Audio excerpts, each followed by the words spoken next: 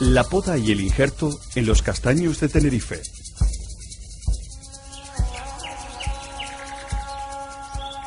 El castaño en Canarias tiene un origen incierto. Algunos autores afirman que fue introducido desde Europa, mientras que otros apuntan a que podría haber venido del continente americano después de la conquista. Se trata de la especie Castanea sativa mil y constituyó un valioso recurso económico para la población del campo canario. En la actualidad hay viejos y supervivientes ejemplares de aspecto regio e imponente, de fuste derecho y provistos de una pequeña copa cuando se destinan a la producción de madera, o con tronco algo más corta y copa más amplia y frondosa cuando son aprovechados como frutales. Su hábitat se circunscribe a zonas en franco abandono, recogiéndose una mínima parte de su producción, pasando a ser un cultivo sin importancia, salvo la que la naturaleza le otorga como elemento imprescindible de un paisaje característico. Considerado de clima templado frío y exigente en humedad, los podemos ubicar especialmente en los municipios de La Matanza, La Victoria y Santa Úrsula, dentro de la comarca de Acentejo, y en los valles de La Orotava y Güímar, entre otras zonas. La competencia que se crea entre castaños cercanos por el aire y la luz es importante considerarla en las nuevas plantaciones o en las tareas de poda e injerto, ya que aseguramos así que los ejemplares desarrollen de forma normal la estructura requerida. De igual forma que en las raíces, las ramas poseen un crecimiento de dominancia apical, en donde la yema terminal produce un alargamiento de las ramas durante el periodo vegetativo. Todos estos aspectos fisiológicos, botánicos, históricos, etc., nos llevan a pensar que estamos ante un valioso elemento patrimonial de nuestros montes. La poda. La poda tiene por objetivo obtener un árbol de porte manejable que favorezca las condiciones de iluminación y aireación, que mejore la producción de frutos o madera, sin poner en peligro el estado de equilibrio del árbol. Cuando planteamos una actuación como esta, debemos tener claro el objetivo pretendido. Directamente proporcional será el éxito de una labor de poda a la utilización en ella de un adecuado conjunto de herramientas debidamente afiladas, limpias y desinfectadas. Formarán necesariamente este grupo navajas, tijeras de poda y serruchos para ramas de poco diámetro, sierras y motosierras en el caso de más diámetro, cuerdas, escaleras, agua, lejía, cicatrizante y además de todos los elementos de seguridad obligatorios para los operarios de este tipo de herramientas. El corte. La posición idónea del mismo, según muchos investigadores, es el plano formado por la parte exterior contigua a la arruga de corteza de la rama, deformación formada por la presión de los tejidos de la rama y el tronco, y el extremo superior del cuello de la rama, es decir, un plano levemente oblicuo si tomamos como referencia el tronco del árbol, y cuyo ángulo viene indicado por la arruga de rama y el cuello de rama. Tener en cuenta que en un emplazamiento incorrecto del corte, es decir, muy cerca del tronco o alejado de la arruga de rama, dañaría los tejidos y no se formaría el labio cicatrizal de la herida, además de futuras complicaciones fitosanitarias. Cuando se poda una rama para limitar su longitud, debe hacerse en la cercanía de una yema, que al desarrollarse actuará de tira savia, permitiendo a la rama crecer nuevamente en longitud de forma correcta. Corte de ramas robustas. Cuando estamos ante ramas de cierto grosor, no debemos operar de una sola vez, sino realizar una pequeña hendidura con poca profundidad, luego cortar pocos centímetros por encima de esta que permita a la rama caer con seguridad y evite desgarros, para finalmente terminar la operación en el emplazamiento idóneo que facilite la cicatrización. La cicatrización. Para favorecer este proceso de reparación después del corte, pueden utilizarse productos que favorezcan una buena cicatrización, evitando así la entrada de microorganismos incitadores de problemas posteriores. El injerto. Método de reproducción que consiste en poner en contacto partes de dos plantas, de tal forma que se suelden y continúen su desarrollo como una sola.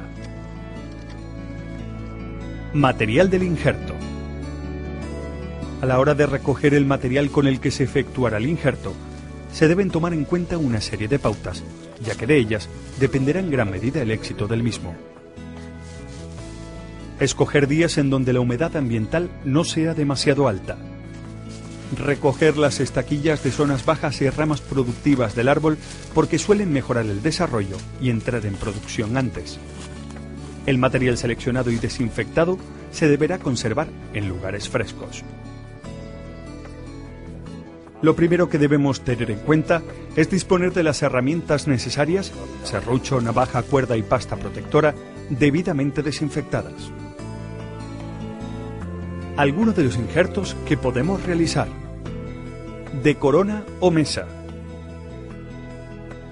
Se podrá realizar en ramas principales o secundarias y de diámetros variables entre 5 y 20 centímetros. Primero, rebajar y acondicionar la zona sobre la que procederemos a injertar. Segundo, se le practica un corte en bisel a la estaquilla o púa, retirándosele posteriormente la piel en esa zona, ya que así dejaremos al descubierto el cambio. Tercero, realizamos unos rebajes en la zona perfilada del patrón. Cuarto, insertamos una o más púas con varias yemas dentro de la corteza de la rama del patrón. Las púas se introducen cerciorándonos que los cambium entren en contacto, pero nunca utilizando objeto punzante alguno, ya que puede producir un daño irreversible. Quinto, a continuación se procede a sujetar las púas insertadas al patrón con un canutillo de corteza y cuerda, evitando así algún movimiento que frustre el objetivo. Sexto, se impregna la zona con alguna pasta protectora, por ejemplo acetato de polivinilo, de uso alimentario, que evite la entrada a posibles infecciones y el desecado de las púas, y finalmente se le coloca tierra. De hendidura. Primero, se abre una hendidura vertical de unos 5 centímetros de profundidad al patrón luego de haberle practicado el perfilado horizontal. Segundo, preparamos una o dos púas que lleven 2 o 3 yemas cada una y de entre 10 y 15 centímetros de longitud, practicándole en su base un rebaje en forma de cuña de 1 a 3 centímetros. Tercero, se insertan las púas en la hendidura. Cuarto, se sujetan las púas insertadas al patrón con un canutillo de corteza y cuerda, evitando así algún movimiento que frustre el objetivo. De contacto. Tipo de injerto practicado en tallos que no superen los 2 centímetros de diámetro. Primero, se le crea tanto al patrón como a la estaquilla, que deberá llevar 2 o 3 yemas, un corte en bisel de manera que coincidan los cambium de ambas partes. Algunas veces conviene realizar luego del corte inclinado otro que forme una especie de lengüeta, de manera tal que al insertar la estaquilla proporcione un mejor acoplamiento del injerto. Este injerto es conocido como del tipo inglés. Segundo, igual que otros métodos, se necesitará fijar ambas partes con cuerda o cinta adhesiva, impidiendo así movimiento alguno. Además, se le colocará la pasta protectora. De yema. Es un caso particular en donde la rama patrón es joven, de 1 a 3 años, o de corteza delgada y tierna. Primero, extraemos un trozo de piel con yema en su parte central, buscando algún brote desarrollado en el año. Segundo, en el siguiente paso, tenemos diversas variantes. En la primera, en la corteza del patrón, se elabora un corte de la misma superficie que el trozo preparado y se retira esa porción del patrón. Se inserta la yema en el desnivel dispuesto. Posteriormente, se puede atar con cuerda y recubrir con pasta protectora. En la segunda variante, en la corteza del patrón, se elabora una sección en forma de T hasta tropezar con la madera. Se inserta en su interior con sumo cuidado de no provocar graves daños el escudete de piel previamente preparado, haciéndolo encajar hacia abajo, quedando así la yema entre los pliegues del corte. Tercero, Atar el injerto con cuerda y proteger con pasta selladora. Decanutillo. Primero, se opta por una rama de poco diámetro, manejable y en donde la savia esté circulando, ya que debemos despojar a esta de una porción de corteza con una o dos yemas, en forma de tubo o canutillo. Segundo, posteriormente se busca un portainjerto del mismo grosor, precediéndosele de igual forma a extraer el canutillo. Tercero, se implanta el injerto con sumo cuidado de crear alguna fisura en el cilindro. Parche. Muy útil para aquellas situaciones en donde necesitamos reparar una zona afectada por un golpe o desgarro. Primero, se prepara un trozo de corteza lo suficientemente amplio que cubra la zona afectada. Segundo, se superpone sobre la superficie en donde nos interesa reparar el daño y marcamos los extremos del trozo. Tercero, quitamos la parte dañada. Cuarto, se ata con cuerda e impregna la zona con alguna pasta protectora que evite la entrada de posibles infecciones.